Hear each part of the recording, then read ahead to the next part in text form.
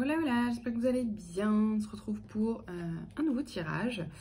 J'ai tiré pour ambiance du jour du Petit Lenormand deux petites cartes. Le chemin et le nuage. Alors, ici ça me parle de direction. Nouvelle direction avec un S. C'est pas forcément... Alors, ça peut parler de choix, oui. Mais c'est plus choisir ses nouvelles options, choisir des nouvelles directions, choisir en fait. Le fait de choisir, effectivement. Mais je vois pas de choix binaire, en fait. C'est choisir, justement, un peu... voilà, tout ce qui est possible, en fait. Ce qui est possible. Après, avec le nuage... Parce qu'avec le nuage, il peut y avoir un côté orageux, mais derrière, moi, ce que je vois, c'est les éclaircies. Donc, c'est un peu ces choix-là là, qu'on fait. C'est des choix qui nous apportent plus de légèreté, plus de clarté, voilà.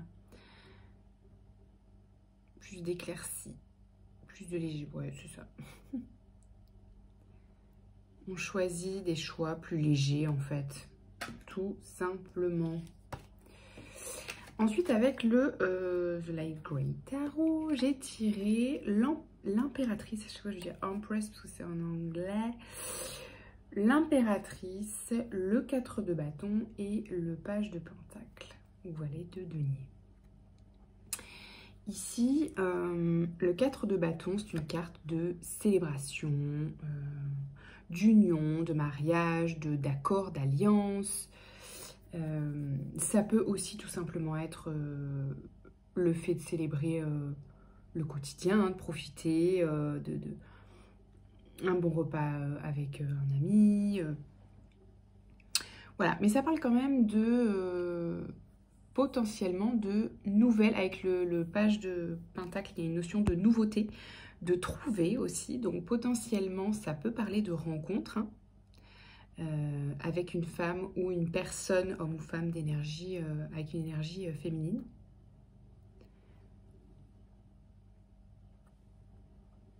D'une certaine élégance.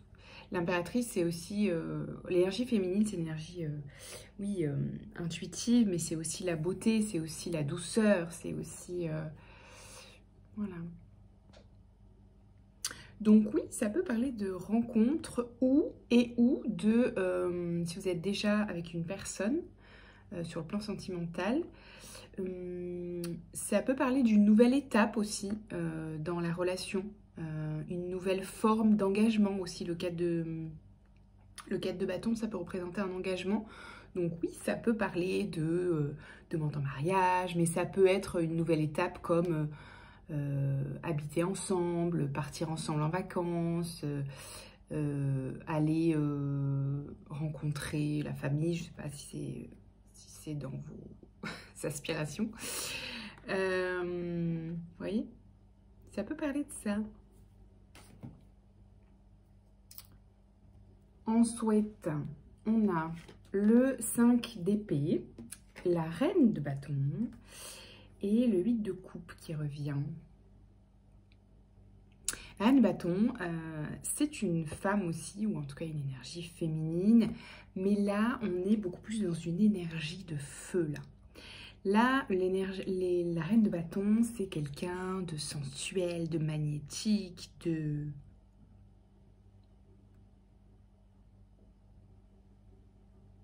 quelqu'un qui exerce, oui, son pouvoir de séduction.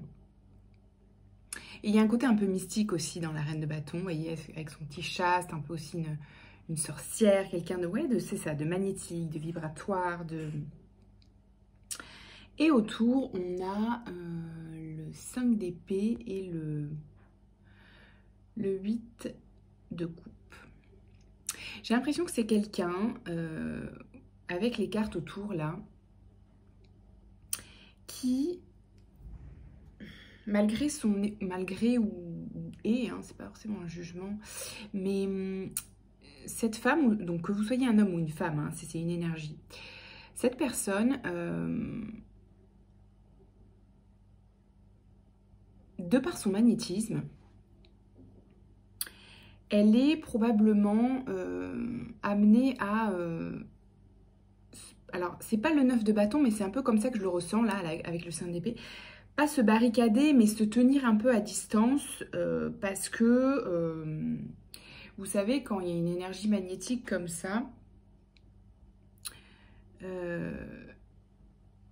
c'est une personne qui est dans une certaine puissance, et ça peut attirer, voilà, beaucoup de personnes, ou des personnes bienveillantes, mais aussi peut-être malveillantes, ou qui s'accrochent, vous voyez, ces énergies un peu magnétiques. Et du coup, il y a autour d'elle cette énergie de, bon voilà, je garde un peu les gens à distance, parce que voilà, ça me permet de ne pas avoir trop de personnes autour d'elle. En fait, c'est une personne qui a besoin d'espace, c'est ça. J'arrivais pas trop à mettre des mots dessus. Une personne qui a besoin d'espace. Donc, c'est comme si elle avait besoin de tenir un peu à distance les personnes. Vous voyez, c'est un peu ça que je ressens. C'est pour ça avec cette énergie du 8 de coupe aussi. C'est potentiellement quelqu'un qui aime aussi la solitude, sa solitude, son espace. Voilà, partir seul, ça lui fait pas peur. Vous voyez, c'est un peu ça. Il y a un peu une énergie de... ouais, c'est peut-être une personne aussi solitaire. Malgré son magnétisme et sa capacité à attirer les gens à elle, cette personne, vous voyez un peu. Donc c'est un peu un équilibre, ça peut être parfois un conflit ou une difficulté, bon je vois pas ça comme ça, mais vous voyez, je sais pas si je suis claire dans ce que je transmets là. C'est pas facile à exprimer, mais c'est un peu ce que je ressens. Voilà. Pourquoi c'est là? Est-ce que c'est vous? Est-ce que c'est une personne justement en face? Peut-être que vous... Parce qu'il y a deux énergies là. Donc c'est peut-être la personne en face que vous rencontrez ou avec qui vous êtes en relation. Hein. Homme ou femme. Hein. Ok. Ici, on a le 9 de coupe, l'as de coupe. Waouh. Et le magicien. Alors, l'as de coupe, on y est en ce moment. C'est ouais, énergie d'abondance, énergie de choses très nourrissantes. Et là, avec le 9 le 9 de coupe derrière, le 9 de coupe associé à l'as de coupe et au magicien, c'est vraiment ce truc de la dolce vita, la satisfaction émotionnelle, les plaisirs de la vie, les plaisirs terrestres. Vous voyez, cette personne, elle profite de tout, elle a de la glace, un cocktail, elle a de tout dans sa vie, quoi. Elle a de tout dans sa vie et elle profite de ça à fond. En tout cas, c'est ce qu'elle sait faire de mieux. Elle profite de tout ce qui est possible. Elle sait créer beaucoup d'abondance dans sa vie, en fait. Cette personne, que ce soit vous ou la personne que vous attirez dans votre vie. Voilà. Quoi d'autre avec le magicien? Non, c'est ça. C'est vraiment cette énergie-là de création. Soit c'est vous, soit c'est la personne en face, mais c'est une personne qui est capable de créer beaucoup de joie. Beaucoup de joie, d'abondance, et c'est quelqu'un qui sait profiter de la vie et qui inspire ça. Donc que ce soit vous ou les personnes autour de vous. Est-ce qu'on a des petites ressources? On va prendre toujours Marlo aujourd'hui. J'ai pas sorti les autres petits oracles. Et puis on tirera une petite question aussi. Alors, qu'est-ce qu'on a comme ressources? Donc ouais, énergie sensuelle, magnétique. On est dans le relationnel là. Petite épée. Trahison, ça peut parler d'honnêteté, ça peut parler de franchise, ça peut parler de choix aussi. Choisir la stabilité, ça me dit. Ok.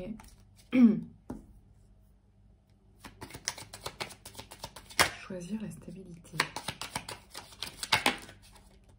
Les nouvelles.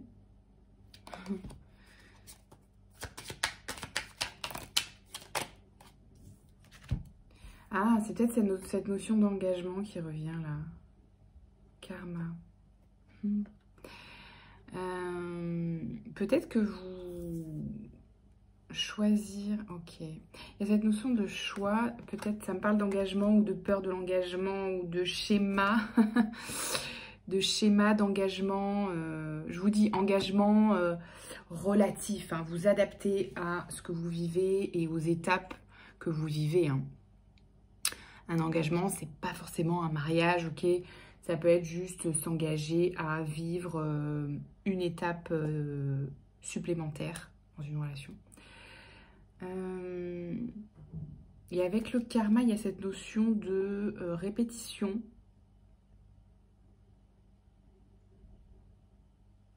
De répétition et donc quoi? Potentiellement de transformation. Hein, voilà. C'est-à-dire de faire que les choses se passent différemment. Ou en tout cas de laisser ouvertes toutes les possibilités. Voilà. La fuite, le coup de cœur. Vous voyez, c'est... Ouais. Ok. Oui, c'est probablement ça. Il y a peut-être... donc, soit c'est vous, soit c'est la personne avec qui vous êtes en relation ou en crush ou que sais-je, ou en couple. Potentiellement, c'est une personne qui peut-être a tendance à fuir. Qui peut-être a tendance à fuir l'engagement. À fuir ses émotions, ses sentiments par peur, hein, par blessure. Voilà. On est clairement dans ça. Ok, est-ce qu'on a d'autres ressources là du coup? Je vais peut-être tirer juste une ou deux cartes là pour terminer, pour accompagner ça.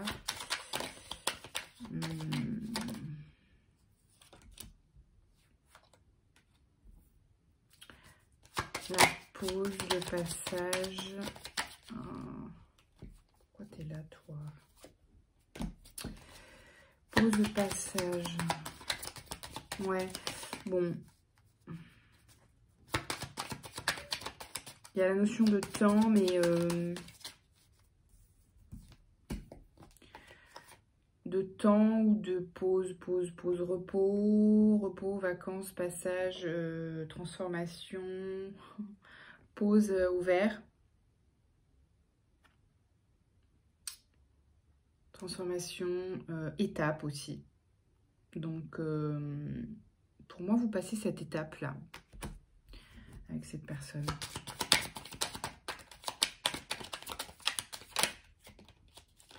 Vous passez cette étape.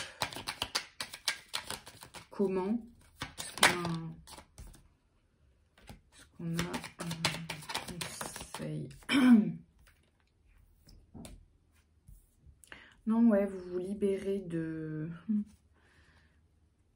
tout ce que vous avez hérité, parce que c'était du karma et de l'héritage transgénérationnel, là, ce que vous avez vécu et qui peut encore laisser peut-être des traces de mémoire, de trauma ou ce genre de truc.